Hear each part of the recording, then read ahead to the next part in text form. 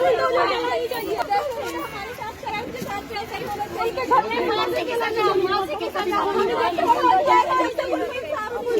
की तारीख में उनका घर गिरना चाहिए, गिरना। कल की तारीख में उनका घर गिरना चाहिए।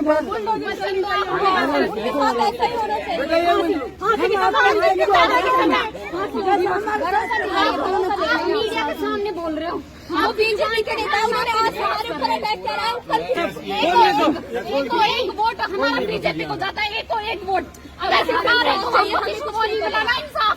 नहीं हमें इंसाफ कब मिलेगा, कब मिलेगा, कब मिलेगा। इंसान दूसरा इंसान भी मर्डर कर दिया, उसकी टेंट फाड़ दी, पैर काट दिए, जब भी आप लोगों ने कुछ नहीं किया उसके। बालक ना था, उन्होंने कहा भी है कि वो पूरी ताकत लगाएंगे इसे। तो ताकत लगाने से हम तो जब समझेंगे जब हमें हमारा बाप का इंसाफ मिलेगा, जब वो फांसी पे चढ़ेंगे, वो जितने भी बंदे वो सारे फांसी पे चढ़ेंगे।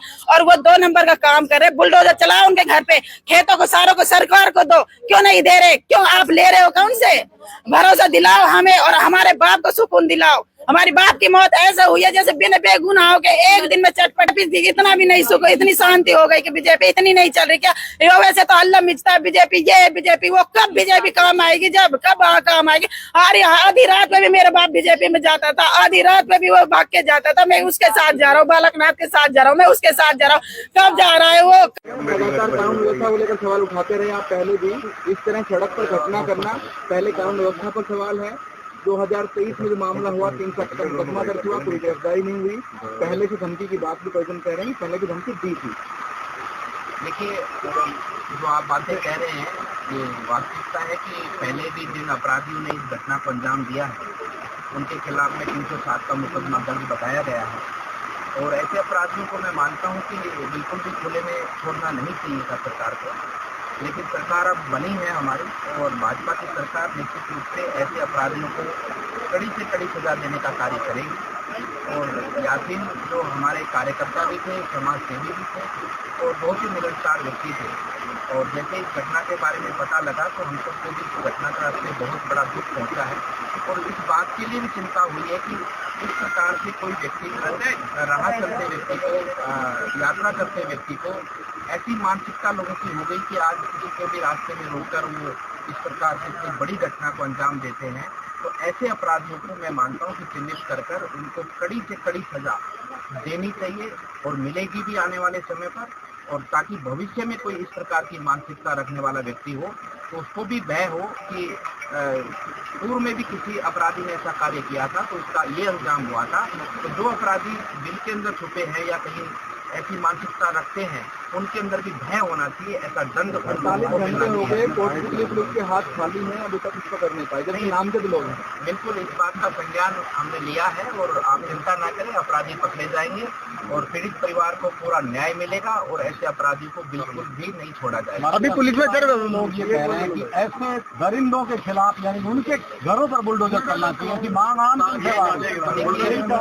अलवर के इलाका बुलडोजर है। देखिए, कानून के दायरे में रहकर सभी मर्यादाओं का पालन करते हुए सभी कार्यों जो कार्य हैं या जो सभी दंड देने के योग्य जो भी कानून विधान के अंदर है उनका प्रयोग किया जाएगा।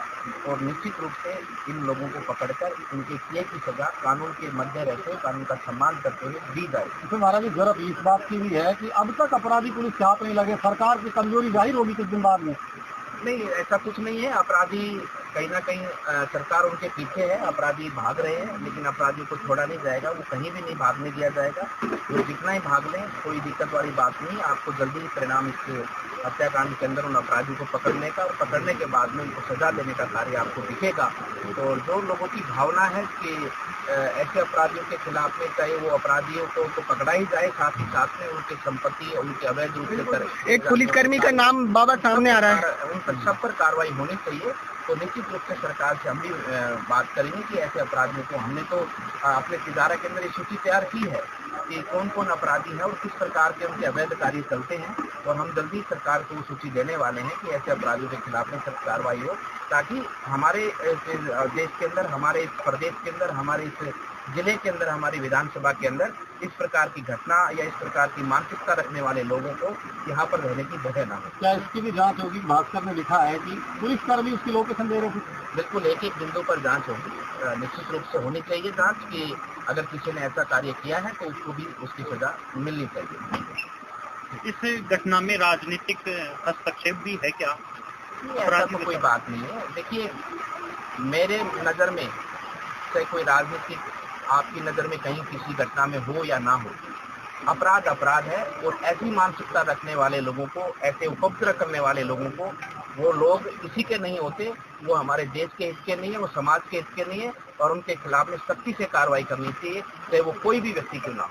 करीब 2 दशक से ये भाजपा के सक्रिय कार्यकर्ता हैं, अभी तक आपके अलावा कोई भाजपा का पदाधिकारी क्यों नहीं पहुंचा? ऐसा कोई नहीं है, सभी आएंगे और सबने संज्ञान लिया है इस घटना का, और मैं मानता हूँ कि सब लोग चिंता में है, और चिंता इस बात की है, वो हमारे कार्यकर्ता थे, केवल इतना ही मात्र नहीं है, एक व्यक्ति की इस प्रकार से हत्या हो जाना, ये हमारे लिए सबसे बड़ी चिंताजनक की बात है। कोई आम व्यक्ति किस प्रकार से अपने को आपको सुरक्षित समझेगा कि एक संपन्न व्यक्ति की भी इस प्रकार से रास्ते के बीच में रोककर, गाड़ी से उतारकर उसको मारपीट की जाती है, उसके साथ बुरी तरह से उसको पीटा जाता है, उसके साथ हथौड़ों से वार किया जाता है, उसके साथ तीखे हथियारों से वार किया जाता है, रोड से हथियार से वार किया जाता है, उसकी निर्मम हत्या की जाती है।